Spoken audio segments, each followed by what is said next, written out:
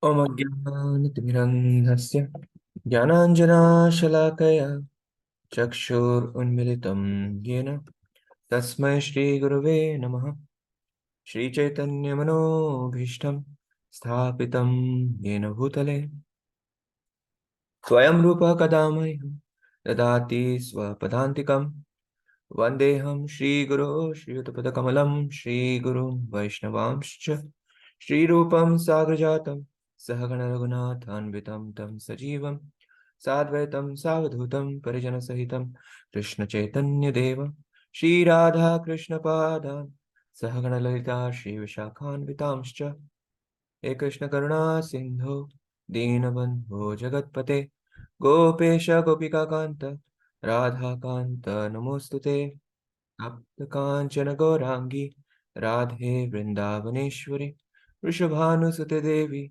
Pranamami Haripriye Vancha Kalpatarubhyascha Kripa Sindhubhya Evacha Patitanam Pavanebhyo Vaishnavebhyo Namo Namaha Jai Shri Krishna Chaitanya Prabhu Nityananda Shri Advaita Gadadhara Shivas Adi Gaura Bhaktavinda Hare Krishna, Krishna Krishna, Hare Hare, Hare Rama, Hare Rama, Rama Rama, Hare Hare. Welcome everyone. We are in the last leg of the Bhagavad Gita, the 18th chapter, or the concluding chapter of the whole Bhagavad Gita. So far, whatever Krishna had discussed with Arjuna, in one sense, the whole Bhagavad Gita got over in the 17th chapter itself. But then Arjuna wants to re-clarify something before he gets into fighting in the battlefield of Kurukshetra. He wants to make sure that his understanding is correct. So therefore, he triggers the beginning of the 18th chapter by asking a question which is very similar to the question he has asked in the 3rd chapter, in the 5th chapter. It's just that the question is presented in slightly different way. And the discussion that is going to take place in the 18th chapter of the Bhagavad Gita, it's extremely rigorous in terms of how we should conduct ourselves in this material world. And therefore, of all the chapters of the Bhagavad Gita, 18th chapter has paramount importance because, first of all, it is getting into an in-depth analysis of what is the right way of acting in this material world. And then Krishna is going to conclude the entire Bhagavad Gita in the last several verses.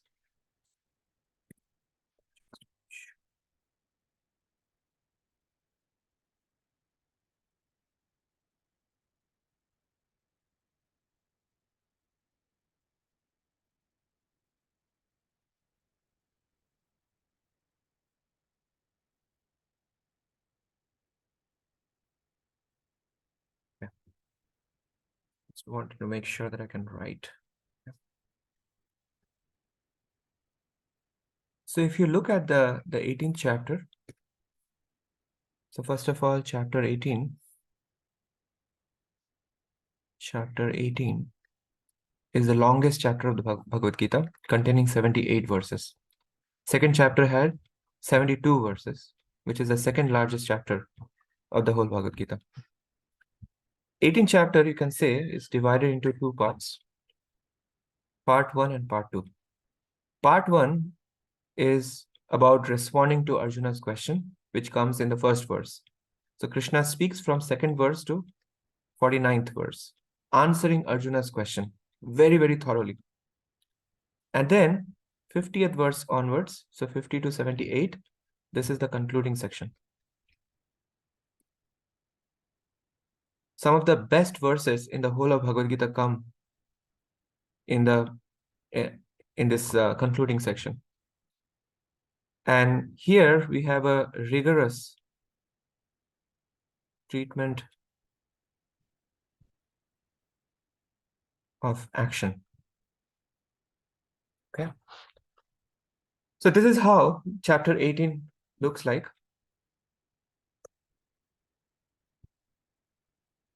The first section is dealing with what is to be given up. And it is triggered by Arjuna's question. So Arjuna asks, Arjuna uvacha, Sanyasasya Mahavaho, Tattvam Ichhami Veditum, Tyagasya Cha Rishikesha, Prithak Keshini Sudana. In the same verse, there are three names of Krishna coming up. Mahabaho, Rishikesha, Keshini Sudana. Very interestingly, Arjuna had been referred to as Mahabaho by Krishna. Like, for example, in the 6th chapter, Krishna says that Asanchayam Mahabaho, Mano Durnigraham Chalam. There, Krishna refers to Arjuna as Mahabaho, which means mighty armed.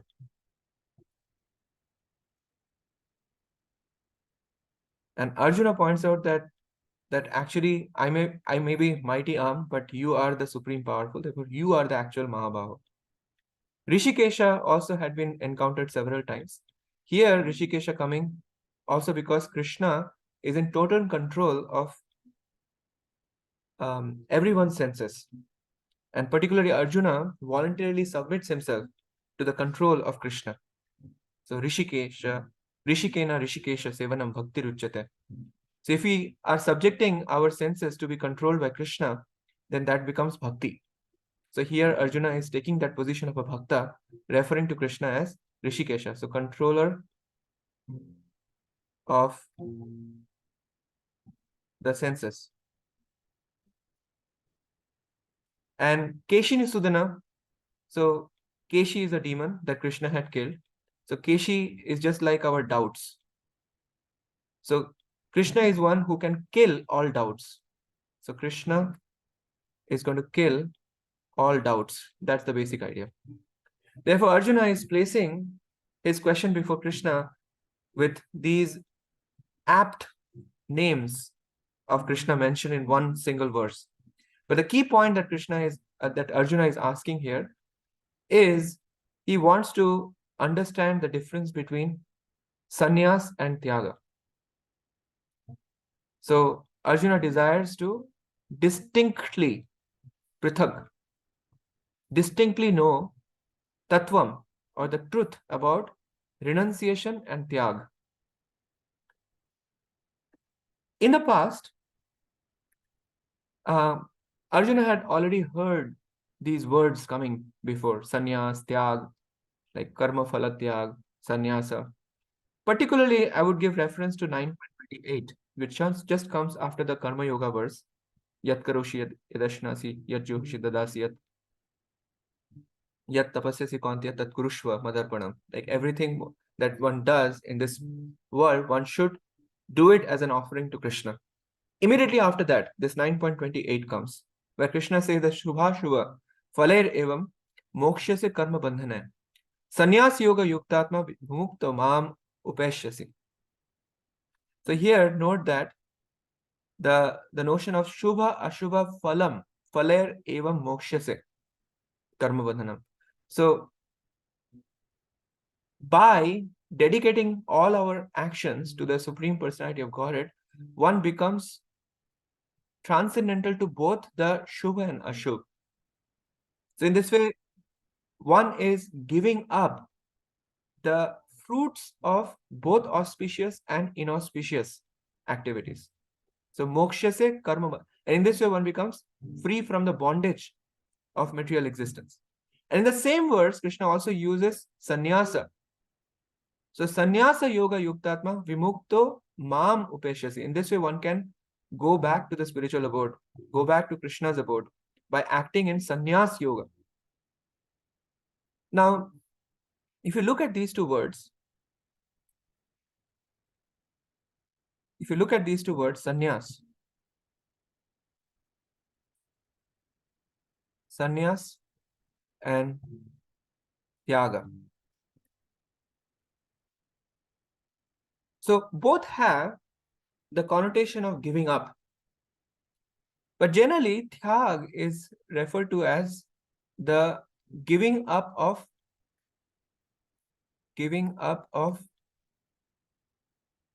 fruits of action. Sannyas has the connotation of giving up of action itself.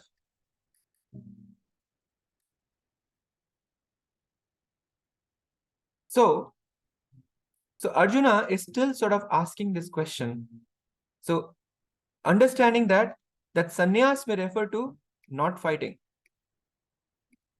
and tyag may refer to fight, but give up the fruits of fighting. So Arjuna wants to understand distinctly what is the difference between the two.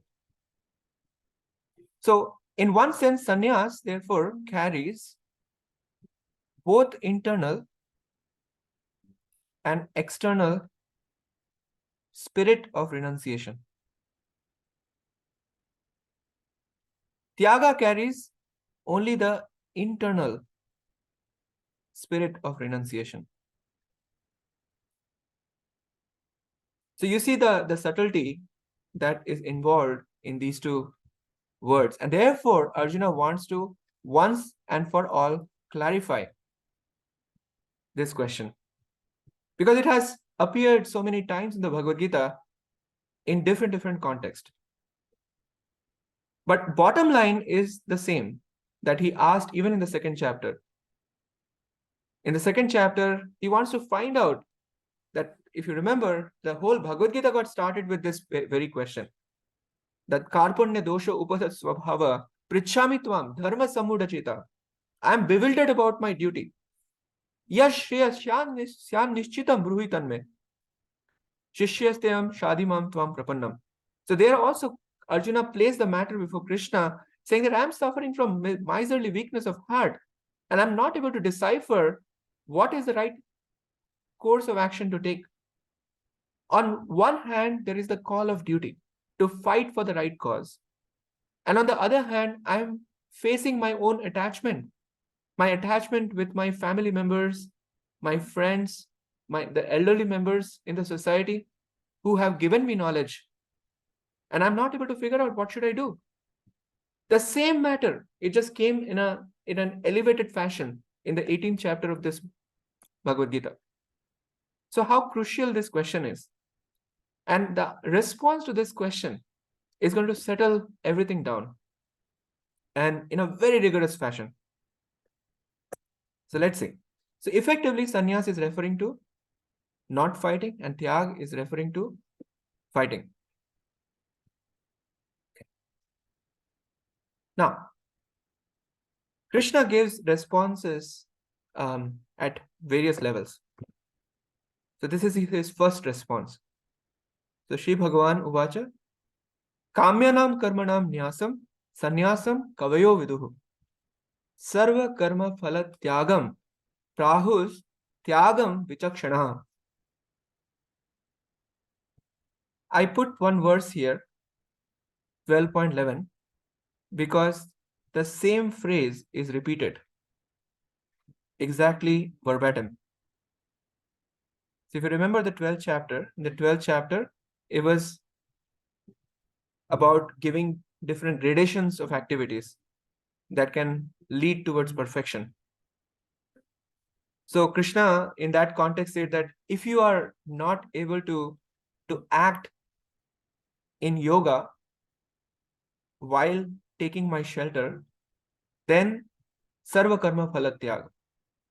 Give up your attachment for the fruits of your labor. And in this way, you can be yata atmanam, atmavan. You can be self-situated.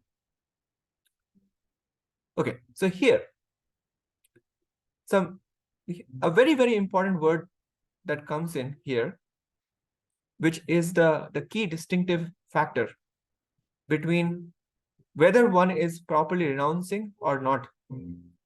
So Krishna is saying the renunciation of actions that are based on selfish material desires is what the learned know as renunciation. So Krishna is defining proper renunciation here. And the giving up of the results of all actions is what the seers call giving up or tyaga.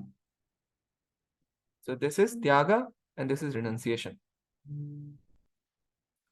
So let's understand this.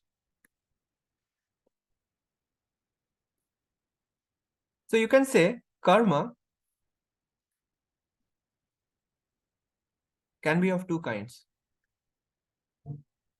So kamya karma or kamyanam karma. Just using same verse, same word that Krishna uses, kamyanam karma. So kamya nam karma. And another term that you will see Krishna use later is the niyata karma. This particular word has also been used in the 3rd chapter, where Krishna defines karma yoga. Tasmat niyata karma karma jyayo hi akarmanaha niyatam karma kurutvam niyatam. So there Krishna uses niyatam karma kurutvam karma jyayo hi akarmanaha. So in the 3rd chapter, Krishna was analyzing inaction versus action. So Krishna uses that always engage in niyatam karma. So what is niyatam karma?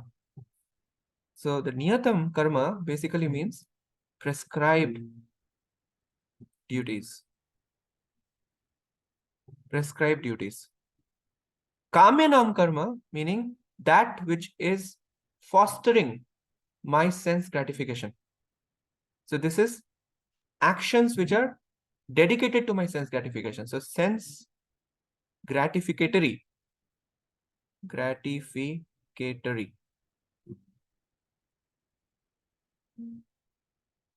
actions.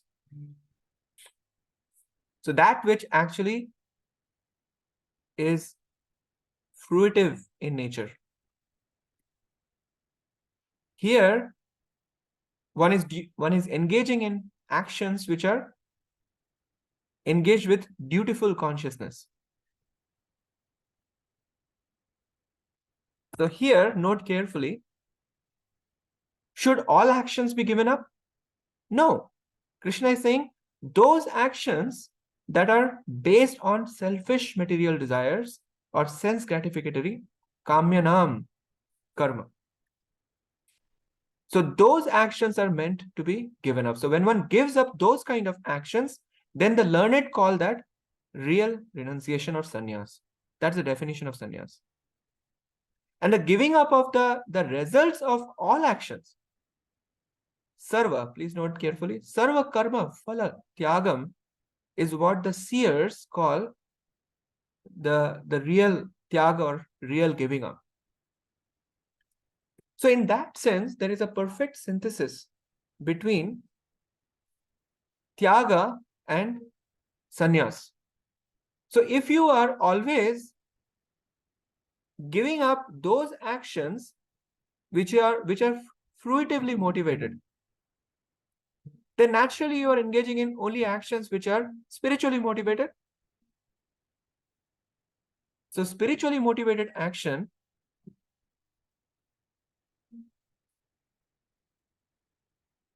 and giving up of all results of actions. You can say giving up or dedication for the pleasure of Krishna. Let's use fruits here. Giving up of all fruits. Sarva karma phala tyag. Giving up of all fruits of action. Are these two different? They are no longer different anymore. Because spiritually motivated actions meaning you are wanting to do it for the pleasure of Krishna. So this is now the connecting link between the 17th chapter and the 18th chapter. Krishna ended the 17th chapter with Om Tat Sat. So Om Tat Sat, we saw Om is meant for attaining the Supreme. Tat was meant for liberating the soul from the clutches of material existence. Liberating the soul from the clutches of material existence. And Sat was dedicated towards doing everything for the pleasure of Krishna. So pleasure of Krishna was the goal. Pleasure of Krishna was the goal. So you can see in all the cases, Om, Tat, Sat, they are spiritually motivated actions.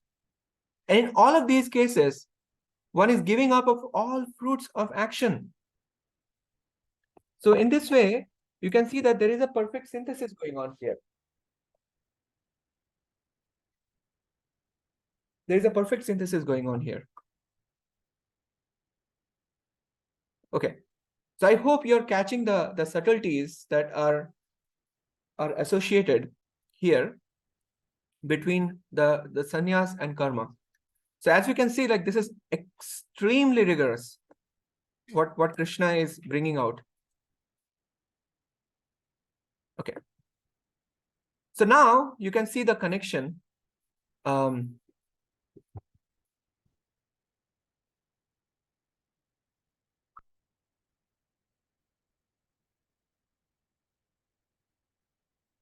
you can see the connection between the 17th and the 18th chapter even more in this particular verse. So Krishna is saying, Tyajam doshavad iti eke karma prahur manishinaha yagya dana tapah karma nat tyajam iti cha apare. So Krishna is saying there are several opinions on this matter. So there are diverse opinions on this topic of giving up.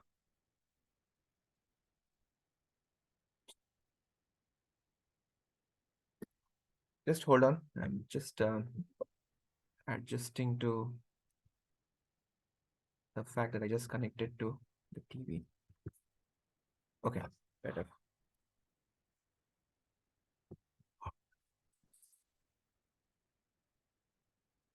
Okay, so there are several opinions on this topic of giving up. So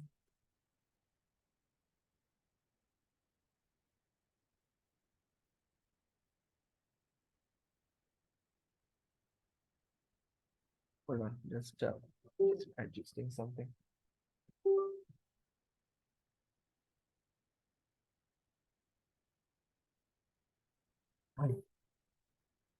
There is a display issue going on. I'm just trying to correct that.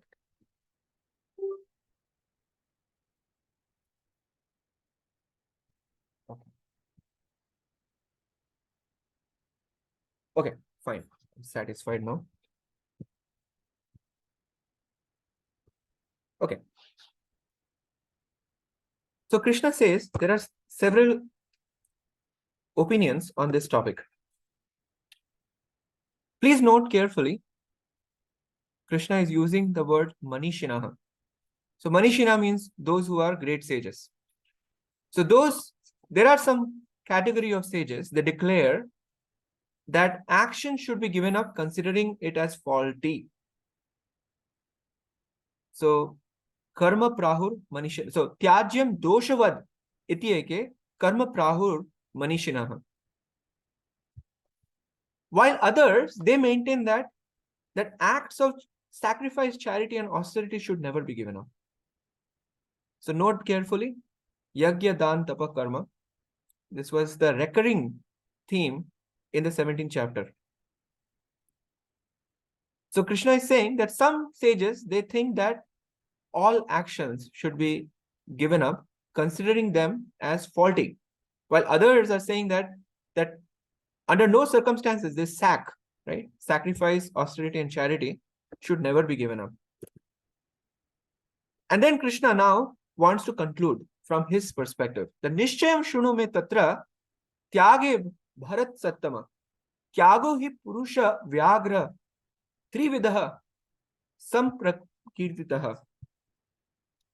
So Krishna wants us to hear his conclusion, so Nishchayam, about giving up or Tyaga. So Krishna is saying that this giving up can be put in three categories. There are three kinds of giving up. And you can expect what those three categories are going to be. They're going to be based on the three modes of material nature.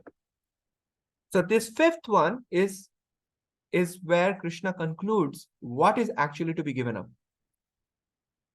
So note very carefully.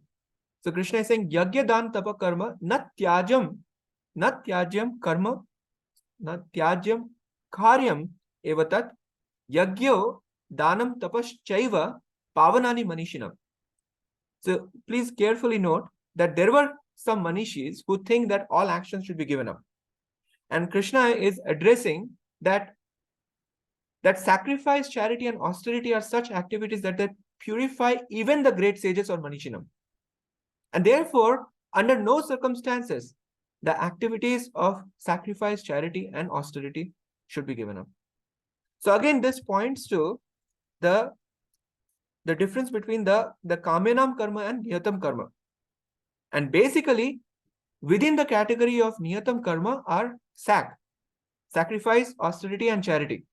And therefore, they should not be given up under any circumstances because they are spiritually motivated actions.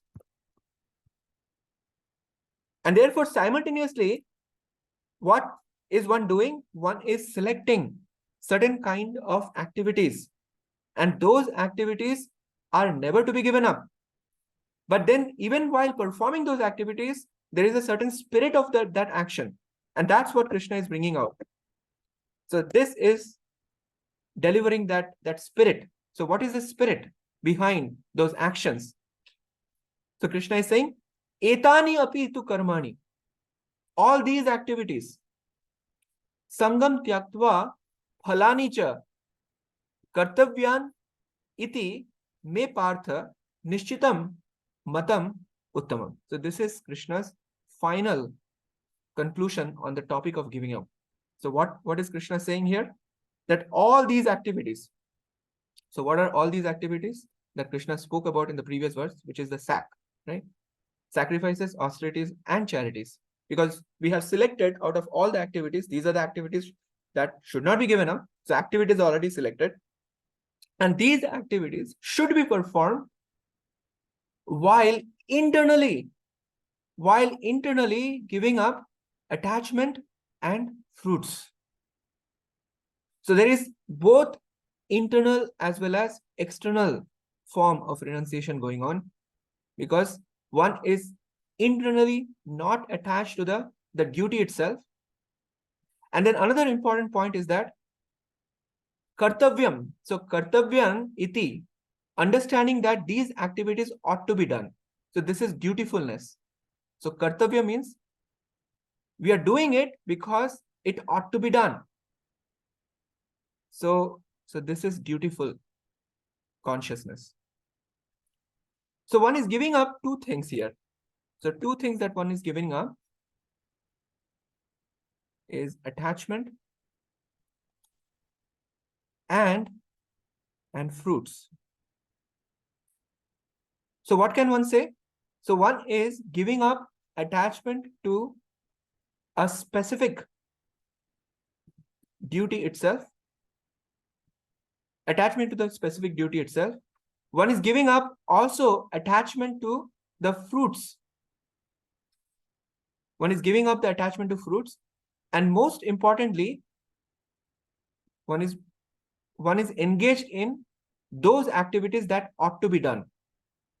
So identify those activities that ought to be done, which are niyatam karma. So engage in niyatam karma, or that which is prescribed duties. And prescribed duties come in the shape of SAC, sacrifice, austerity, and charity. And how we are supposed to perform them? Understanding that they ought to be done. So with dutiful consciousness. Because they ought to be done, we do it. So one must be dutiful. One is not attached to the specific duty. and one is not attached. So not attached to the specific duty and not attached to fruit. So no attachment. So this is the overall science of giving up. And this is Krishna saying that that is my final transcendental opinion. Nishitam uttamam matam. So this is like the final verdict. And then in the 7th verse, so now Krishna says that the giving up is of 3 kinds. So Krishna is going to cover one by one. So Krishna is saying, Niyatasya tu sannyasa. So please note carefully. In the description of the giving up in the mode of darkness, comes the mention of niyata karma or niyatasya. So niyatasya tu sannyasa karmano na upapadyate. So Krishna is saying the renunciation of prescribed actions should never be done. So niyata karma should never be given up. So Krishna already said the kamyanam karmano. So what is to be given up? The kamyanam karma. And that came in the 2nd verse itself. So you can now synthesize the overall message here. Therefore, the renunciation of prescribed actions should never be done. Mohat tasya parityagas tamasaha parikirtadaha. So giving up of what? Prescribed actions, or giving them up because of illusion is declared to be in the mode of darkness. So it is not that all giving up is a good idea. So what happens is that typically when the material life becomes very challenging, because it is a fact that life in this material world is not easy. And sometimes to generate the spirit of giving up is not very difficult, because one wants to run away from all the challenges that are thrown as we go through life.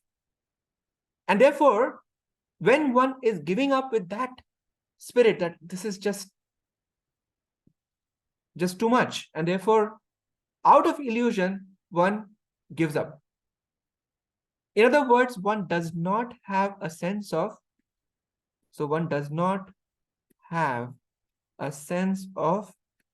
what is to be given up. So you can see, like in this section of understanding what is to be given up, Krishna is focusing on both the external as well as the internal. The external sense of renunciation is about clearly identifying what is not to be given up. And from the internal sense, what is the mood? The mood is that, okay, this has to be done, and therefore I have to do it. From the mood of the practitioner, one should not be attached to either the fruits or the duty itself. So there is both the presence of internal and external component. So in the case of a person in the mode of darkness, they do not have a sense because they are far away from any knowledge. And therefore, out of illusion, they end up giving those activities which ought to be done. And therefore, they are in the mode of darkness. In the mode of passion, one is prone to sense gratification. One is prone to looking for enjoyment. So any form of discomfort is unacceptable.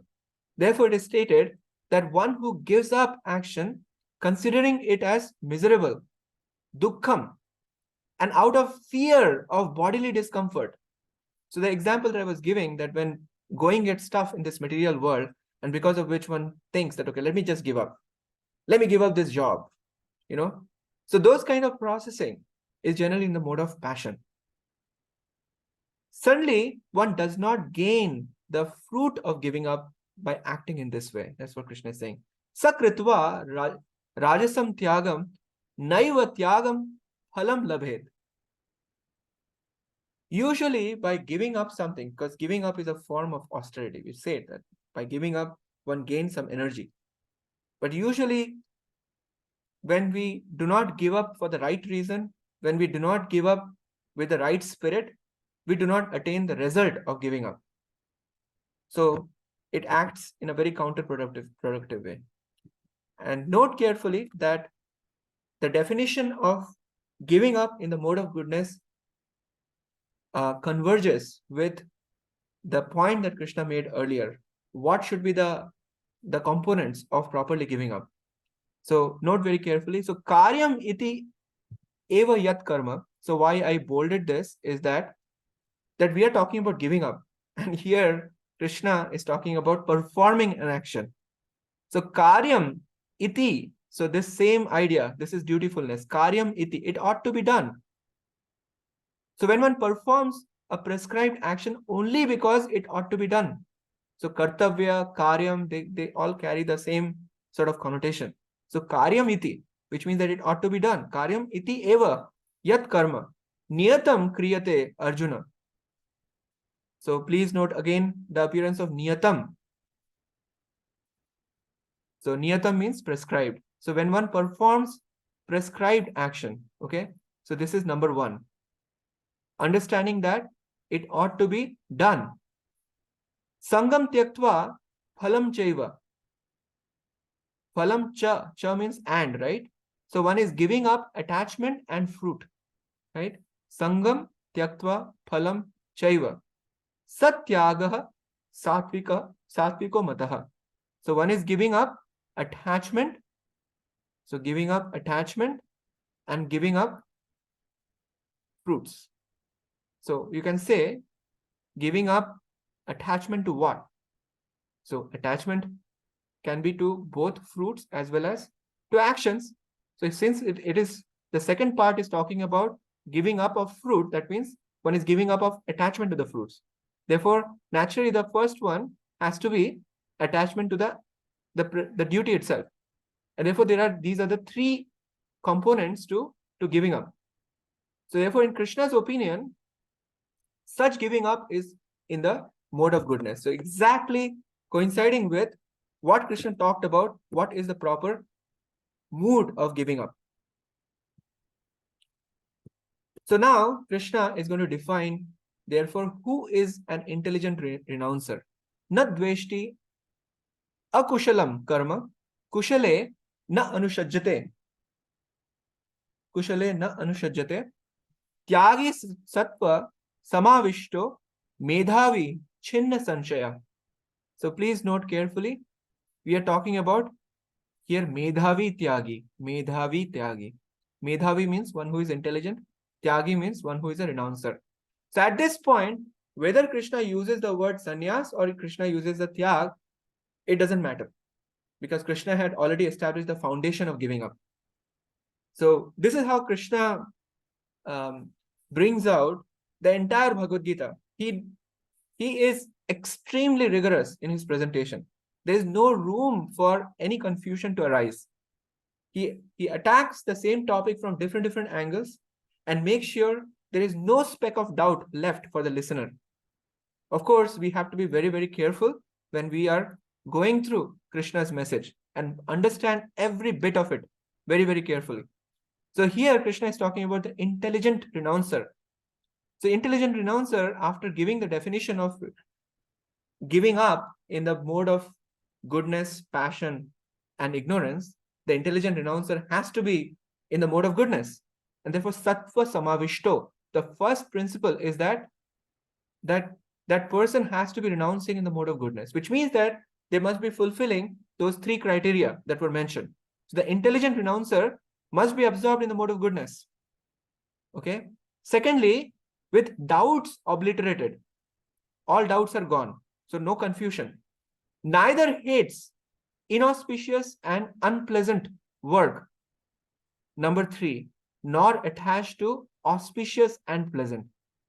So you can see that it has the same principle as 9.28 that I quoted before, that in the very beginning, I mentioned that Shubha Shubha Phaler Evam Mokshase Karma Bandhane. This point Krishna had already mentioned in the section when he introduced or he defined what is Karma Yoga. So the same principle Krishna is bringing up here. So for intelligent renouncer, that intelligent renouncer has to be in the mode of goodness, and there should be no doubts. There should be no doubt in the heart. What is what? Which means there has to be clarity. So one is renouncing with proper knowledge. Another way of saying the same thing. No doubts, meaning one is acting in knowledge. And it's not just about performing prescribed duties, but the attachment now has got another dimension to it, that one is no longer attached to the fruits of one's action. One is no longer attached to the duty itself, but one is not so much worried about the auspicious and inauspicious nature of the action. So therefore, you can say that, in other words, one is acting under guidance. So in the case of Arjuna, the main challenge that Arjuna is facing is that from the very beginning, he was thinking that I would have to kill so many people on the battlefield, so many armies on the battlefield. So killing itself is bad. But what is, so apparently that action of killing is very inauspicious. It's very inauspicious. But it is not just inauspicious. Arjuna also has in his heart, there is an attachment going on, that I'm attached to the family members. I'm attached to my friends. I'm attached to these elderly members in society. So there are multiple layers to it that Arjuna was operated by. So Krishna is saying, don't worry about auspicious or inauspicious nature. You have to understand that ultimately there would be Krishna or Krishna's representative who would be signing off on what is to be done and what is not to be done. So unless that signing off is there, one would have this kind of evaluation, which may be faulty. And one may either start hating the so-called inauspicious work or unpleasant work. So inauspicious meaning, from our evaluation, that is something not going to produce good result. Or unpleasant means that is just uncomfortable sort of work. And so one is less concerned about those factors. What one is concerned about is, what does my beloved want me to do? In the case of Krishna, he is the supreme beloved of everyone. We all belong to Krishna. We are all parts and parcels of Krishna. So if Krishna is doing something, or Krishna is saying something, everything is all good. And therefore, if we align our life according to Krishna's interest, or according to the interest of Krishna's representatives, then we don't have to break our head about what is auspicious, what is inauspicious. We become transcendental to all of them. So note carefully who is an intelligent renouncer, who is first of all absorbed in goodness. Secondly, that person is in knowledge. So all doubts completely obliterated. And one is no longer distinguishing between akushalam and kushalam karma, or auspicious or inauspicious activities. And now Krishna is rationalizing further why attachment and fruits are to be given up. So Krishna is saying, nahi deha bhrita shakyam tyaktum karmani ashishataha yastu karma phala tyagi sat tyagi iti abhidhiyate. Krishna is saying it is not possible. So this is the same logic that Krishna is given in the 3rd chapter. Karma jyayo hi akarmanam. Nahi kashchit sharanam api jatu tishtati akarmakrit. Even for a second, it is not possible for the active soul to be inactive. Even for a second. So same point Krishna is bringing up. Indeed, it is not possible for an embodied being. Deha bhrita. Deha bhrita means for an embodied being. Who is an embodied being? It's the soul, the conditioned soul. The soul that is entrapped within the body at this time. Deha bhrita. It is indeed not possible for an embodied being to give up actions forever. See, just presenting in a slightly different way. There in the 3rd chapter, Krishna is saying, nahi kashchit shanam api jatu tishtati akarmakrit. Even for a second, it is not possible for the soul to give up action, because soul is active by nature. Here Krishna is saying, For an embodied being, because here the question of giving up is coming, for an embodied being to give up actions forever is not possible. So even if we consider the soul to be a conditioned being, even then, there cannot be a possibility that that embodied soul will remain not doing anything. And then Krishna is saying, but, so tu means he's making a contrast or saying, however, one who gives up the fruit of action is said to be one who has truly given up. So karma phala tyagi.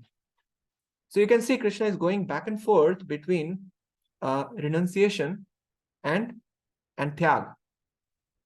So again, renunciation, generally when renunciation is used, it is used with a sense of internal and external. When tyag is used, or sannyas, when tyag is used, generally that constitute external action, but internal renunciation. So same principle is getting carried through. So therefore, why attachment and fruits are to be given up? Because you don't have a choice. You don't have a choice in the sense that giving up action is not even an option. Therefore, you would have to select what action to perform.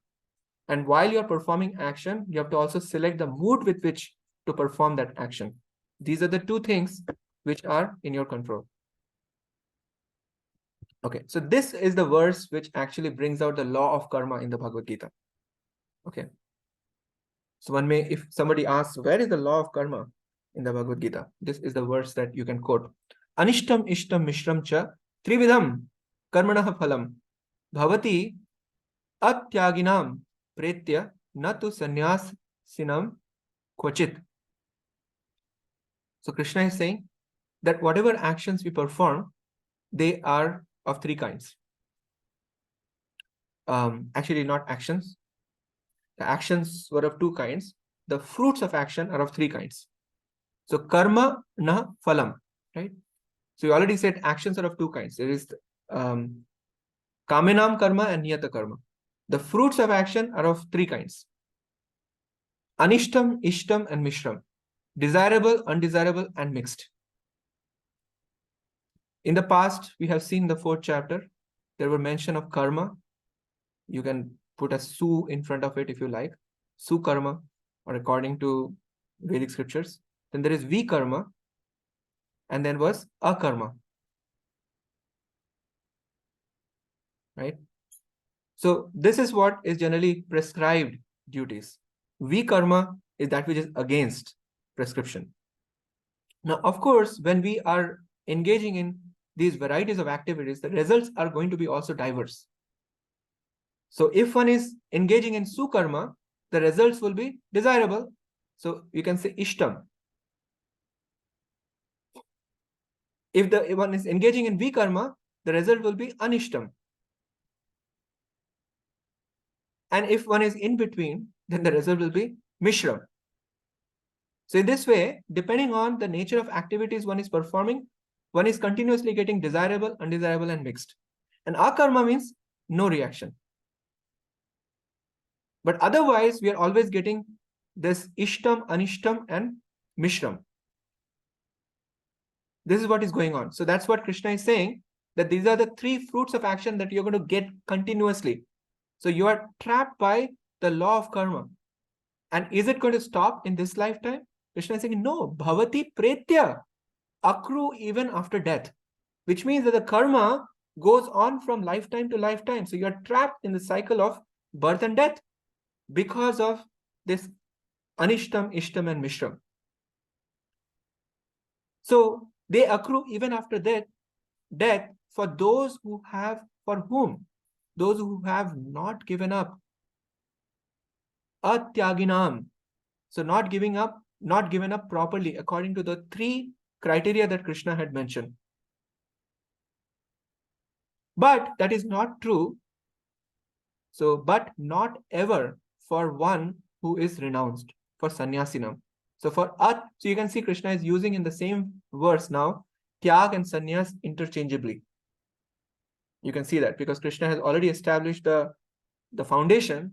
Now there is no confusion in terms of what and in what spirit the giving up is meant to be performed.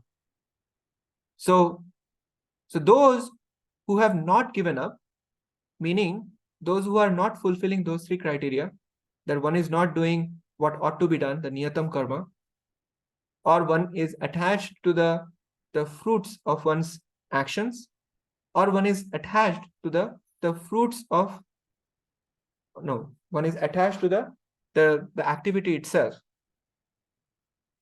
So if one is atyaginam, in that case, one has to face one's karma, which are going to come in the form of desirable, undesirable, and mixed.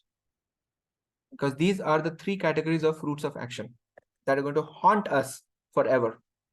But that is not true if we have properly renounced. If we are properly renounced, we are saved. So that state is therefore akarma. So therefore akarma, you can say same as sannyas, same as tyag. So you can see the synthesis of these things coming through. So now naturally the question to ask at this point is, what is the cause of attachment? What is the cause of attachment? So Krishna is going to go through another rigorous analysis here, that there are 5 causes of success in all actions. Panchaitani mahabaho karanani nibodhame sankhye kritante proktani siddhe sarva karmanam. So note the word siddhe, siddhaye. Siddhaye means success. So Krishna is saying, as stated by the Sankhya conclusion, Sankhye Kritante, there are 5 causes for success in all actions. Learn these from me, Krishna is saying. So what are these? Adhishtanam tatha karta karanam cha pritagvidam vividhascha prithak cheshta daivam chaivatra panchamam. So there are 5 things. So first is adhishtanam. Adhishtanam, you can say either the place of action. So you can say this is referring to body. I like to put it as species of life, because everyone has obtained a particular kind of body. A dog has a dog body, a cat has a cat body, a monkey has a monkey body. We have a human body. So this place of action, either you can say it's a body as well as the environment where we are placed, the field of action. So the place of action, that's the number 1 thing. Number 2 is the performer. Performer here is the conditioned soul. So you can say it's the false ego. Because everyone who is not spiritualized is acting under false ego. So their ego is driving them to work in a particular way, or this is acting as the motivation. So you can say this is the motivation. And the motive one is sort of egoistically motivated. Number 3, everyone may be born in the same species of life, like as human beings, but they have different grouping of the senses. Different people have different strengths. So those karanam, they are of various kinds, so various senses. And then vividhascha prithak cheshta, one may have certain prowess because of the senses, but one may not make endeavors. So different varieties of endeavors that we may make. So if you notice carefully, these are all within our jurisdiction. So the nature of limitations that are put forward by being born in a particular species of life or being in a particular environment, then the false ego aspect, the motivation under which we are performing the action, and the senses, how much we have develop the senses to perform a particular action, and whether to take action or not, or performing different endeavors. So these are all under our control to some extent. But then there is the fifth factor, which is the Daivam factor, which is the super soul. So this is the ultimate sanctioning factor. So I like to put it in this way, that there are actually effectively, you can say, 4 factors. So there is the initiating factor. The false ego is initiating an action. And then there is a striving factor, that one may try very hard to achieve something. But then there are constraining factors, like being born in a particular species of life, environment, and the limitations of the senses. These are all different constraining factors. But then the ultimate sanctioning factor is the super soul, or the Supreme Personality of Godhead. So one may desire, so these, you can say, the desiring factor come into the picture, but then the ultimate sanctioning factor is the deserving factor. So if you don't deserve it, then Krishna may not sanction it. So when all of these are coming together, then you can say you can achieve success in all actions. So this means that we are not the sole doer. We are not the sole doer. Note carefully the spelling here, soul. We are not the sole doer. We are not the only doer. But all of these factors together determine whether we achieve success in action or not. And because of that, you can say, so we are here discussing what is the cause of attachment.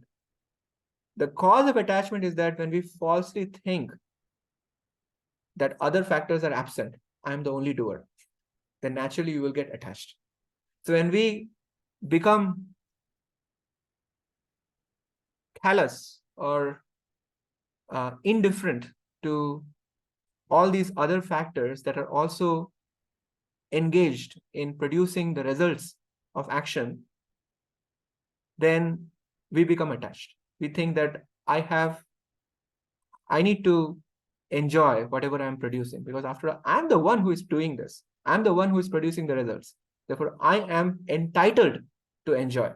So this entitlement to enjoying the fruits of action comes from ignorance, not understanding that there are 4 other factors going on. It's not just 4 other factors in the sense that I may think that, okay, I have decided to do something and I can do it.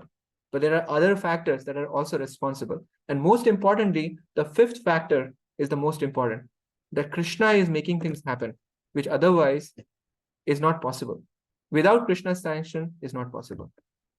So we are going to continue this. This whole section is extremely rigorous, as I mentioned, and the rigor is going to develop more and more. Okay. So we're going to stop here for today, but I hope at least one point that got emphatically established is how to act in this world so that we are maintaining appropriate spirit of external and internal renunciation. So let me see if you have any questions or comments.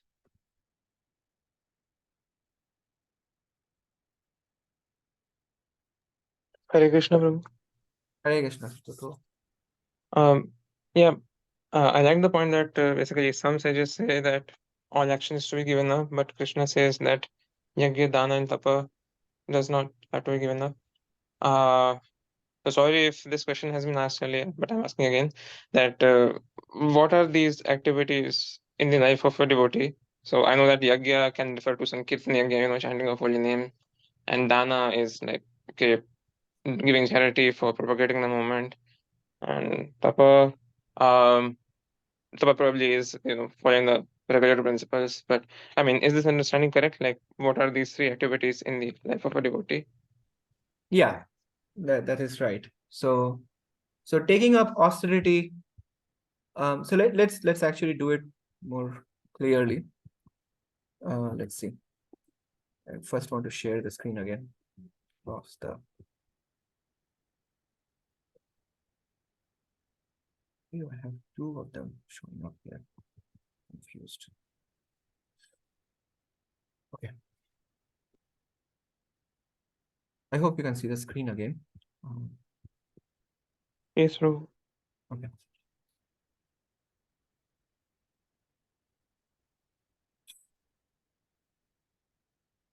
It cannot click anymore.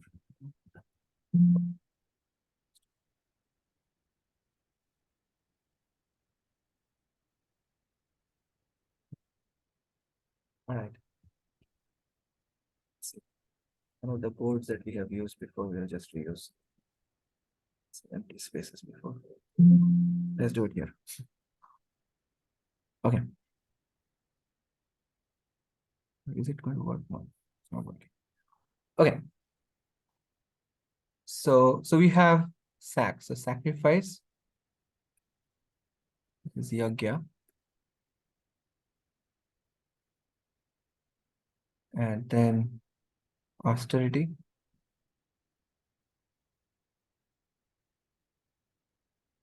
Tapa.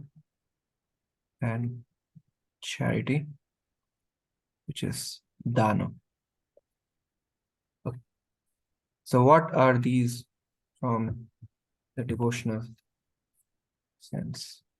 So sacrifice, as you correctly pointed out, is the Sankirtan Yagya.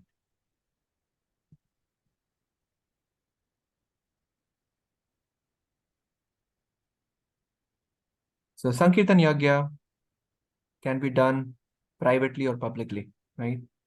So overall, this involves essentially chanting the Hare Krishna Mahamantra, to be very, very precise. Austerity can be of various kinds. So again, body, mind, words coming into the picture. So bodily austerity is taken. So let's call it BMW. So bodily austerities are taken during the fasting days, going through the austerities that are involved in services.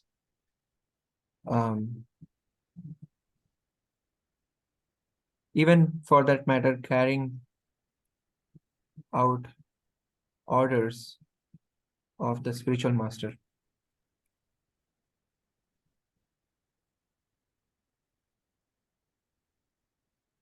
So the mental austerity is the hardest one because it's the most subtle. So in our heart of heart, we need to fix our motivation. In the spirit of this chapter, the motivation should be for the pleasure of the spiritual master and for the pleasure of Krishna. So when we do things for their pleasure, then automatically our actions, they reach their perfection. So motivation behind activity become critical. And words. So the words, for that you can refer to the 17.15. The criteria that are mentioned that are important to keep in mind. But more importantly, when we are speaking, while internally we are processing through the lens of the scripture. So whatever we may be speaking, it is always sort of going through an internal processing of what have I heard and what have I read. And in this way, one is able to constantly relate to the hearing process and the studying or swadhyaya. So then one would be able to properly act, because words lead to action. Then as far as charity is concerned, the charity must be given to the Vaishnavas who are propagating the mission of, you can say, spreading God consciousness in this world. So to support the mission, essentially. So supporting Vaishnavas and supporting the mission. Okay? Because after all, we want to promote transcendental goodness in the society. So whatever factors are contributing to the transcendental goodness within the society, we want to expand that. And therefore, I would answer in this way. I know like we did not comprehensively put all of these together, but your question is sort of motivating me to put them all together like this. Is that okay? Yes, Prabhu. Thank you. Okay. Any other questions or comments?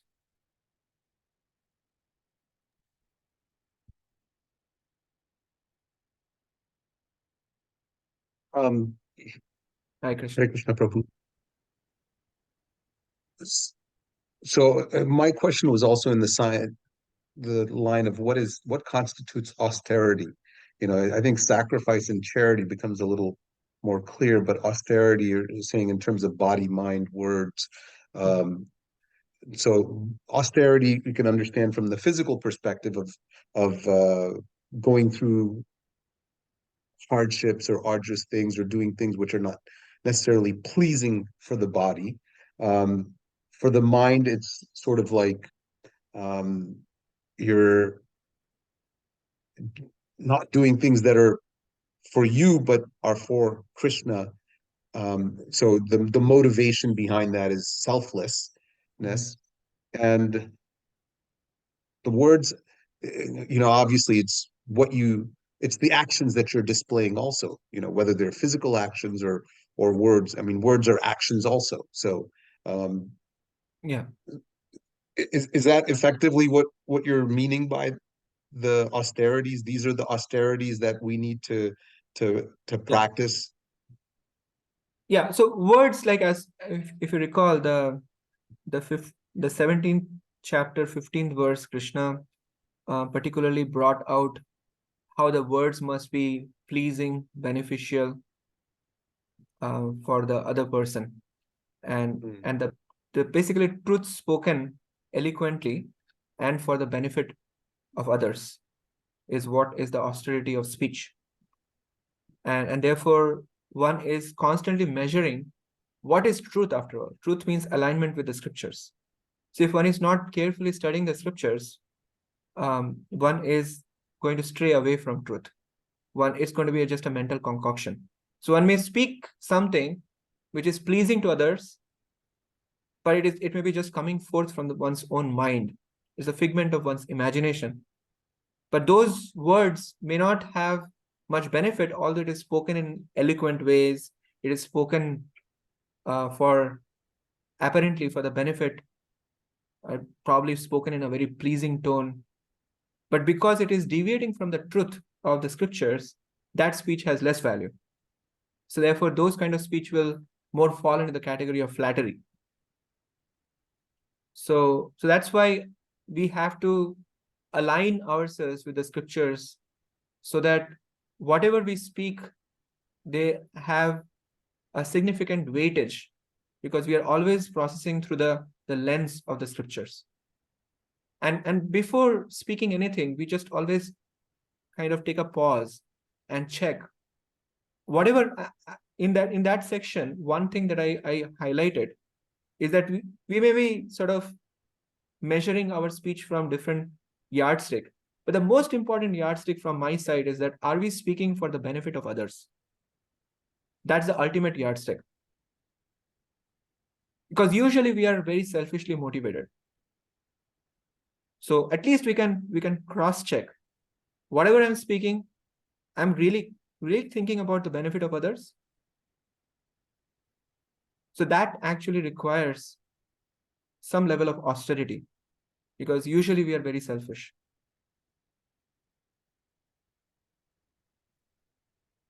Couple of points which, if you can just make sure that I'm understanding them correctly from your presentation, is that we should be active. We should perform these sacrifices, charity and austerity, but we should do this action with no attachment to either the duty or its fruits. So we're not attached to our actions, and we're not attached to the results or the fruits of those actions. So that's Yeah. selflessness. So, and one shouldn't give up due to frustration or resign due to their inability to do something, because that would be the resigning in the mode of darkness. So if it's creating mental discomfort, it's out of tamas. If it's physical bodily discomfort, it's out of rajas. And if it's doing the actions without attachment again to the activity or fruits, then that's in the mode of goodness, sat. Just a little bit of edification. So the person in the mode of passion can be really concerned about both bodily and mental discomfort. When it comes to the mode of ignorance, they are just far away from even discerning what is actually duty and what is not duty, what is prescribed, what is not prescribed. So one is kind of far away from the realm of knowledge. So it's a knowledge component that actually defines whether one is giving up in the mode of ignorance or not. So just to kind of yeah. Oops, sorry, go ahead. I just want to emphasize one thing which I did not specifically call out. I was using the term prescribed duty. So when you say prescribed, niyatam karma, prescribed meaning prescribed by someone, right? Someone should be giving us what is to be done, what is not to be done. It cannot be self-prescribed. It cannot be just we decide this is my prescribed duty. Then that is also a whimsical action. So therefore, where the attachment comes in is that I may like to do something and my spiritual master may like me to do something else, right? That's when the attachment gets tested. And therefore, giving up attachment to both the work and the fruits of one's work that come into the picture in the most practical way, only if one has accepted a spiritual master in one's life. If one has not accepted a spiritual master in one's life, one is bereft of making that distinction. So it's like very subtly communicated by Krishna. How can we otherwise say what is prescribed, what is not prescribed?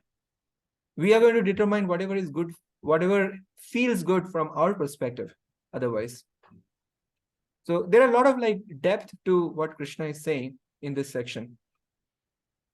But I think that goes into righteousness. What is, the niyatam karma? Yes. These are righteous activities, things which are, you're saying that those niyatam karmas are associated with orders from a spiritual master. Yes. But Yes. those orders from a spiritual master, the ultimate spiritual master is not an individual, it's Krishna. No, it is an individual who is a representative of Krishna. And that's why in the 4.34, Krishna had already said, if you care about knowledge, you have to accept a bona fide spiritual master in your life. Otherwise, like externally speaking, that's why I was giving the example. In the case of Arjuna, he may say, I should give up because killing is bad. It's righteousness. Righteousness is not to fight. So in other words, we do not have the ability to decipher between good and bad. We do not have the ability to evaluate what is auspicious, what is inauspicious.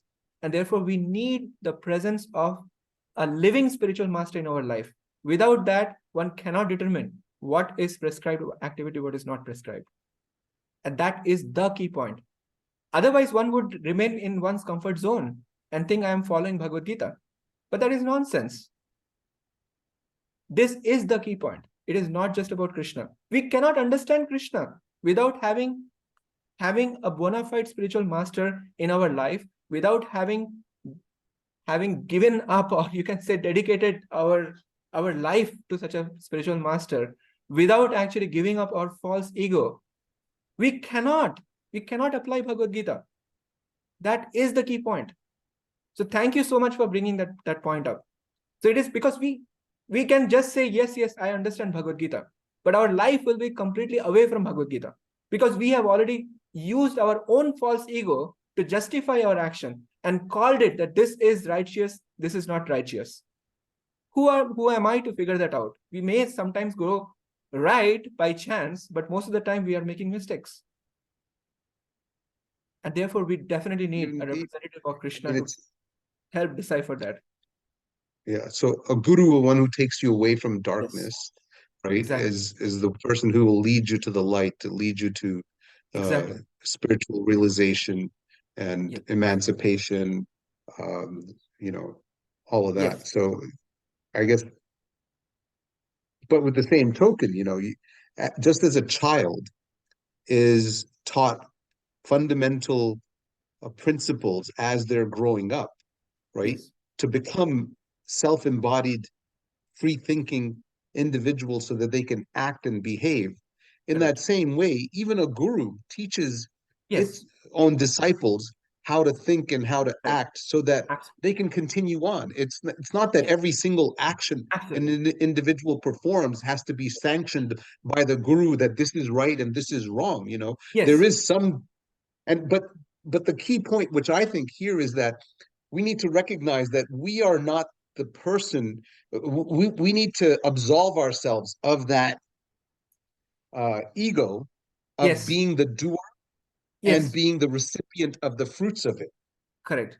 It's a principle of giving up false ego that is only possible to address if one accepts a bona fide spiritual master in one's life. So, just like you said, that the spiritual master's role is to teach us how to make right decisions, right? Because he may not be there to answer every single question, like should I turn left or go straight or turn right, but he gives us the wisdom. But there will be certain circumstances in life which would be extremely perplexing, where we cannot figure out. There will be situations in our life, because of that training, we would be able to figure things out. But there will be situations where the things are just so perplexing, we cannot figure that out. And Srila Prabhupada writes about that in the purport to 2.7. That's the nature of our living in this material world. Not everything we can figure out. Many things we can figure out, I agree with you. But the principle of accepting a spiritual master is the key, because there we are ready to somehow submit our false ego, which is extremely hard. Which is extremely hard. Very challenging thing to do, Prabhu. It's who do you Very find hard. as a guru? Who do you Huh? find as who do you find? How do you find someone that Yes. you accept? Because there's so many demagogues out there. There's so many people who Right. are not fit to be gurus. Absolutely. Absolutely. So that's why our sincerity needs to be there, praying to Krishna that Krishna, please reveal me my spiritual master. And it is not that there are many And now you're unqualified contradicting yourself. Now you're praying to Krishna rather than praying for, to a guru or someone to help you lead you out of this darkness. no, it is You said just that by said the, that yes, you can't rely on Krishna. You have to go to a right. guru. Right. So the point I'm making is that by the mercy of Krishna, one gets a bona fide spiritual master. By the mercy of bona fide spiritual master, one gets Krishna. So one shows one's sincerity to Krishna by saying that Krishna, please reveal a bona fide spiritual master in my life so that my life can be guided. That's what I'm. So it is sort of like a valid sort of loop. So therefore it is said that by Yeah, the I'm saying mercy it's a of little Krishna. circuitous reasoning. No, So but it it's is not. leading to a little bit of. Go ahead. Because when we go before Krishna and express that Krishna, I want my life to be guided. Please help me find my spiritual master. And then when the spiritual master is sent, we recognize, if we are sincere, we would be able to recognize that this is my spiritual master. And then by the guidance of the spiritual master, then we go closer and closer to Krishna. So in that sense, it is not circuitous. It's actually very much sort of Linear, sequential. sequential in that sense. Therefore, the point is that your point is valid. There are many unqualified folks who are claiming to be so-called spiritual master, but then there are also qualified souls. So when the qualified souls are sent our way, we try to recognize and then try to see, can I take shelter of this person? Because the principle of taking shelter of spiritual master, that cannot be sort of undermined. That must be accepted, because that is the Prabhuji, very, yeah.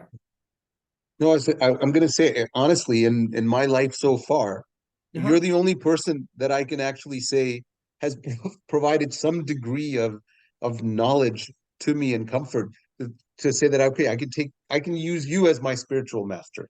But I'm not in a qualified. I'm more like your friend. I'm talking about But like those who are in the position of really formally accepting a disciple on behalf of Krishna. So there are some key I know personalities. I know of no such person. Yeah, so that's why I'm saying, so the prayers to Krishna can bear fruit for sure. It will happen. That's what my point is. It will happen. But I'm just emphasizing on the principle here. I mean, the principle is still valid. When Krishna is saying that that the work must be prescribed, that means that there is someone who is prescribing that work, and someone who is prescribing that work must represent Krishna. Otherwise, what? How can they prescribe? So that's what my point is. And the other point that I wanted to bring out was in 18.12 in the slides. You know, it talks about the anistam, istam, and misram, and the way that it's written in the translation, it says desirable, undesirable, and mixture. I think maybe it should be undesirable, desirable, and mixture, because anistam is the first word that comes. Thank you. Excellent observation. I also noticed that, and I wanted to correct it. So thank you so much for very. Thank you so much. I just corrected But it. I looked in the Bhagavad Gita as it is, and it's written the way that you have it in there. It does have anistam written first and then istam. And the translation also has desirable as first and undesirable as second. But that should be reversed. Yeah, that's usually, you know, like Sanskrit. This is where the Sanskrit becomes a little difficult. The words can be put in any order. The words can be put in any order, because the Sanskrit language is so scientific. The relationship gets established because of the form of each word. But the words themselves, they can go. You can actually make them flexibly move around. And therefore, from Srila Prabhupada's standpoint, it's kind of logical to sort of think desirable, undesirable, and then mixed. So from he has put it in that sense. But because I'm here writing just as much as possible to bring out the inline translation, so I would prefer doing what you're suggesting. But thank you for bringing that up. Yeah. So much. All right. I see Aarti, you have joined for the first time. Welcome. Thank you for joining. Do you have any question or comment?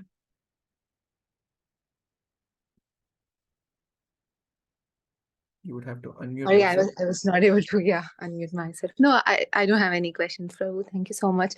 I think my next step would be to go back and revisit all the previous sessions so that, you know, I'm able to get the complete flow of it. But this is very helpful in, understanding it. I've been looking to, learn Bhagavad Gita in a very structured manner, and this is really helpful. So thank you so much for that. Yeah, thank you so much for joining. And thank you so much for the comment.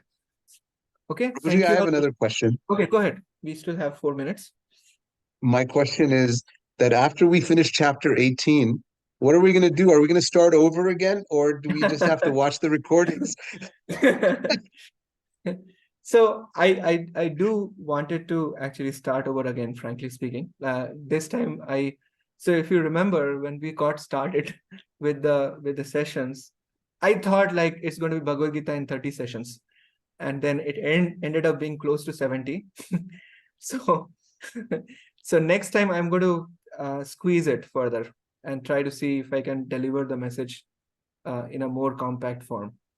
So I'm going to optimize with every delivery and try to see whether I can reach a little compactness in my presentation.